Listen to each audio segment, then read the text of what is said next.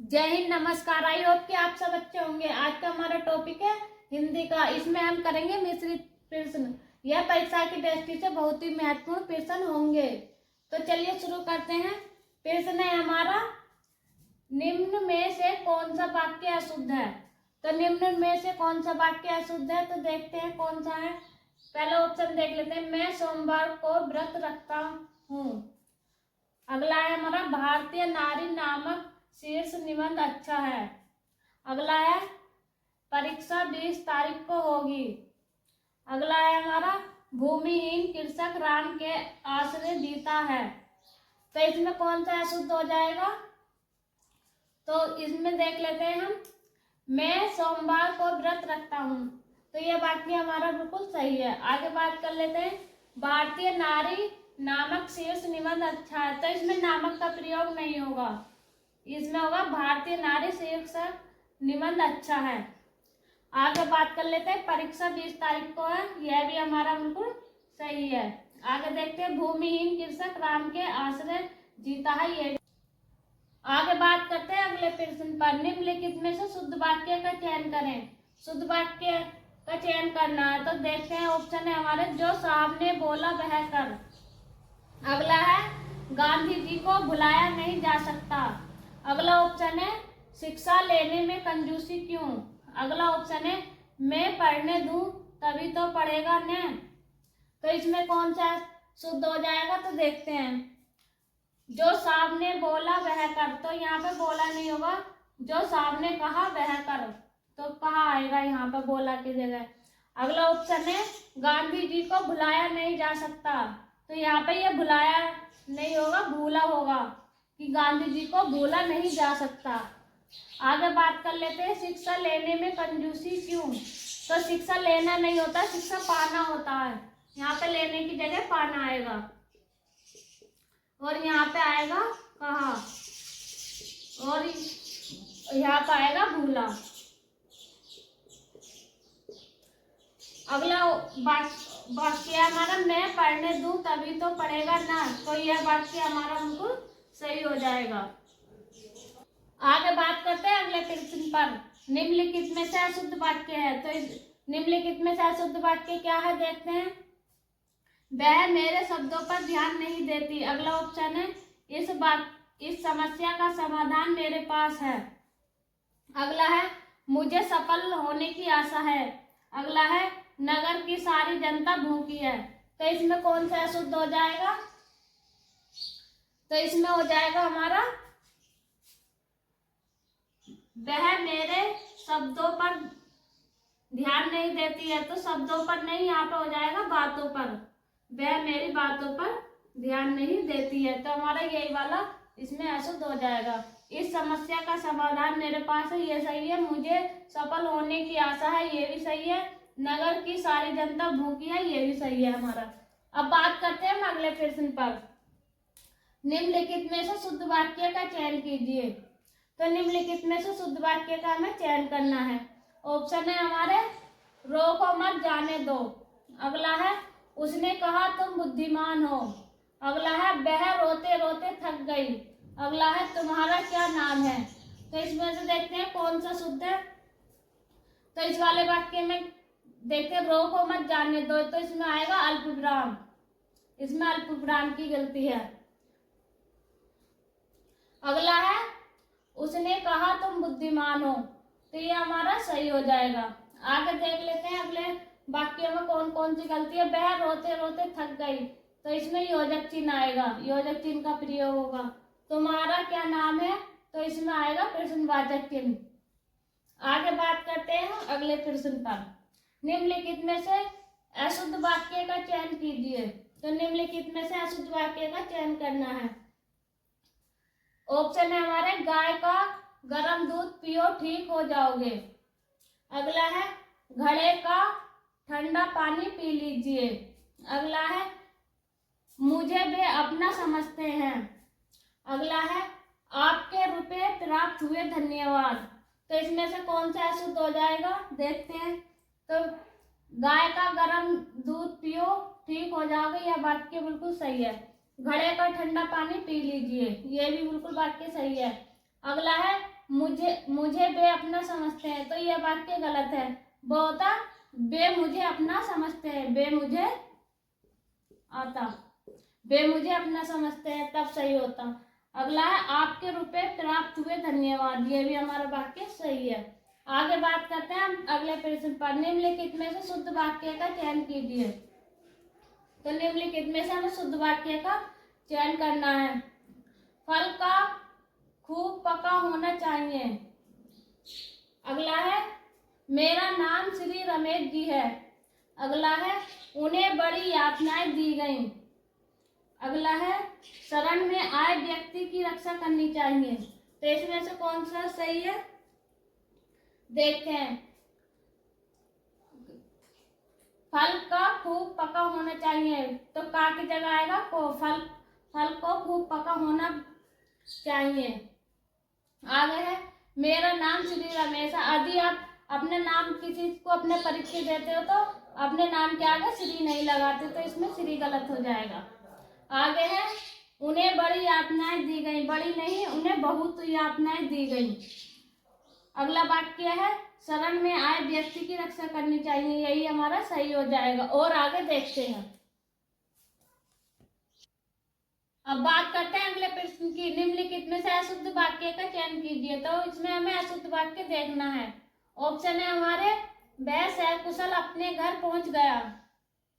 अगला है परीक्षा की प्रणाली बदलनी चाहिए। अगला है मैं आपका धन्यवाद करता हूँ। अगला ऑप्शन है मैंने सारी पुस्तकों के नाम लिख लिए हैं। तो इसमें कौन सा अशुद्ध हो जाएगा? वह सकुशल अपने घर पहुंच गया, यह तो सही है। परीक्षा की प्रणाली बदलनी चाहिए, यह भी सही है। मैं आपका धन्यवाद करता हूँ नहीं होगा, यहाँ पर होगा देता हूँ। तो ये हमारा अशुद्ध हो जाएगा। अगला है मैंने सारी पुस्तकों के नाम लिख लिए हैं। ये भी हमारा वाक्य बिल्कुल सही है। आगे बात करते हैं हम अगले प्रश्न पर। निम्नलिखित में से अशुद्ध वाक्य का चयन कीजिए। तो इसमें हमें अशुद्ध वाक्य का चयन करना है। तो ऑप्शन है हमारा नेता ने झूठे वादे कर जनता का दिल जीत लिया। अगला है रेशमा ने गीत की 2 कड़ियां गाईं। अगला है उन्नति के मार्ग में बाधाएं भी आती हैं। अगला है मोहन को पूछो उसे मालूम होगा। तो इसमें कौन सा अशुद्ध हो जाएगा? इसमें हो जाएगा नेता ने झूठे वादे कर जनता का दिल जीत लिया, यह बिल्कुल सही है। रेशमा ने गीत की 2 कड़ियां गाई, यह भी बिल्कुल सही है। उन्नति के मार्ग में बाधाएं आती हैं, यह बिल्कुल सही है। मोहन को पूछो उसे मालूम होगा, तो मोहन को नहीं, मोहन से पूछो उसे मालूम होगा, तो से आएगा। तो हमारा अशुद्ध वाक्य कौन सा हो जाएगा? मोहन को पूछो उसे मालूम होगा, यह वाक्य हमारा शुद्ध हो जाएगा। ये मोहन से पूछो की निम्न में से शुद्ध वाक्य का चयन करना था। हमें इसमें शुद्ध वाक्य देखना है। ऑप्शन है हमारे शर्म से उसने अपना सिर नीचे कर लिया। अगला है वह भूख में तड़प रहा है। अगला है प्रतिदिन दोपहर में विद्यालय बंद हो जाता है। अगला है वह अध्यापक के साथ पढ़ता है। तो इसमें कौन सा वाला शुद्ध हो जाएगा, देखते हैं।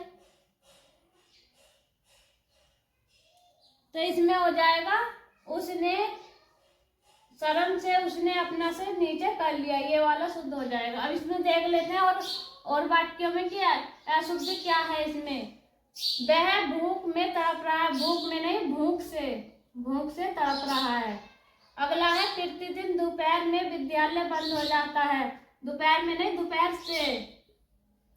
आगे है वह अध्यापक के साथ पढ़ता है, वह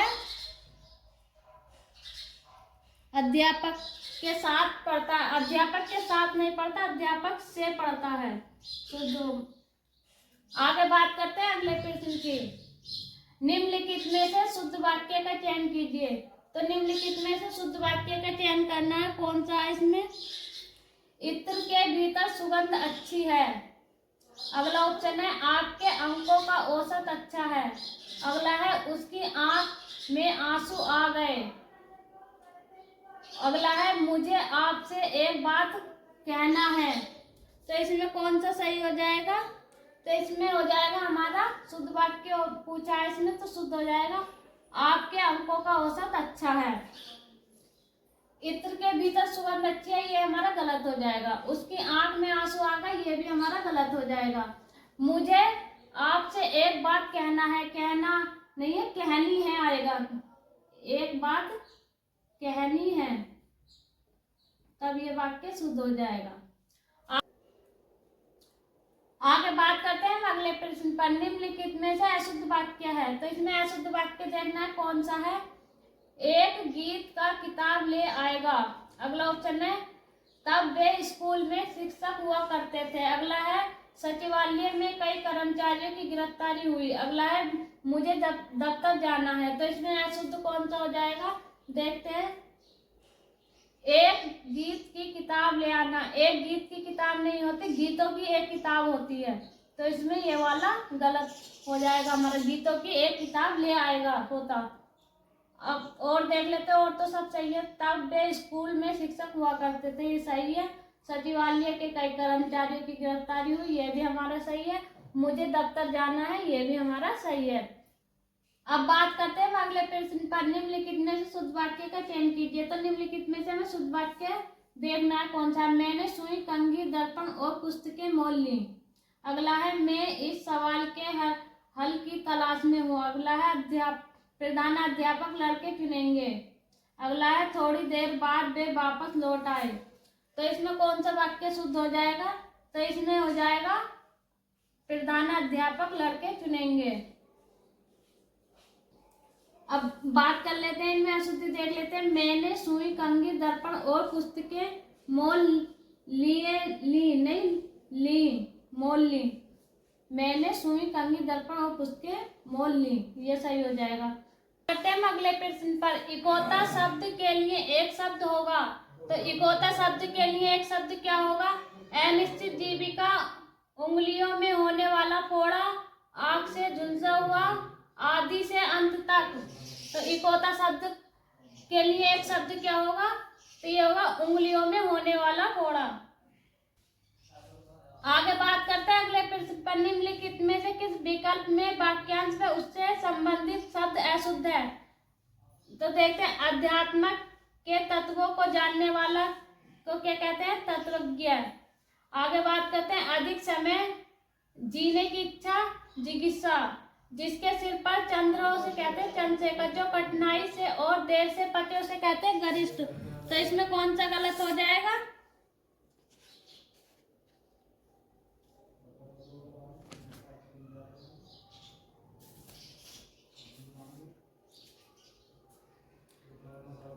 तो इसमें ये वाला गलत हो जाएगा। अधिक समय जीने की इच्छा जिज्ञासा नहीं होती, जिजीविषा होती है।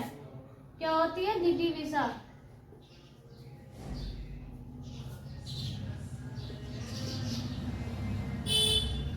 और ये वाक्य शुद्धि में भी पूछा जाता है। आगे बात करते हैं अगले प्रश्न पर। कुंज शब्द के लिए उचित वाक्य होगा। तो कुंज शब्द के लिए उचित वाक्य क्या होगा, इतिहास से संबंधित वह जो कविता करती है, वृक्षों और लताओं से घिरा हुआ, वह जो ब्रह्म जगत के ज्ञान से अनभिज्ञ हो। तो क्या हो जाएगा इसमें, तो उचित वाक्य हो जाएगा वृक्षों और लताओं से घिरा हुआ। कुंज शब्द के लिए वह जो ब्रह्मा के जगत के ज्ञान से अनभिज्ञ उसे कहते हैं अज्ञ। आगे बात करते हैं अगले प्रश्न पर। जीवन को आघात पहुंचाने वाले वाक्यांश के लिए उचित शब्द होगा। तो जीवन को आघात पहुंचाने वाले वाक्यांश के लिए उचित शब्द होगा अन्यवादी, संज्ञातिक, सनातन, सहारक। तो क्या हो जाएगा इसमें, तो इसमें हो जाएगा संज्ञातिक। आगे बात करते हैं अगले प्रश्न पर। प्रणतापाल शब्द के लिए उपयुक्त वाक्य का चयन करें। प्रणतापाल शब्द के लिए उपयुक्त वाक्य का चयन करें। तो क्या है, जो किसी के प्राणों की रक्षा करे, जो शीघ्रता से चलता है, जिसमें दया भाव न हो, शरणागत की रक्षा करने वाला। तो प्राणपाल शब्द के लिए प्रातःकाल शब्द के लिए क्या हो जाएगा उपयुक्त वाक्य? तो ये हो जाएगा शरणागत की रक्षा करने वाला। आगे बात करते हैं अगले प्रश्न पर। कनिष्का और माध्यमा के बीच की उंगली को कहते हैं। तो कनिष्का और माध्यमा की उंगली के बीच को क्या कहते हैं? अनामिका, अनामिका या अनामिका। तो क्या कहते हैं? तो इसे कहते हैं हम अनामिका। तो ये कौन सी होती है जो अनामिका होती है? तो ये हमारे बीच माध्यमा का और कनिका के बीच की उंगली को हम अनामिका कहते हैं और इसे कहते हैं हम तर्जनी। इसे कहते हैं कनिष्का, इसे कहते हैं अनामिका और इसे कहते हैं माध्यमिका और इसे कहते हैं तर्जनी। आगे बात करते हैं अगले प्रश्न पर। जिसके पेट में मां ने रस्सी दाम बांध दी हो उसे क्या कहते हैं? दामाद, दामादर, दामादितर, दाम या दामोदर। तो जिसके पेट में मां ने रस्सी या दाम बांध दी उसे क्या कहते हैं? तो उसे कहते हैं हम दामोदर। अगर वीडियो अच्छा लगा तो वीडियो को लाइक करें, चैनल पर नए हैं तो चैनल को सब्सक्राइब करें।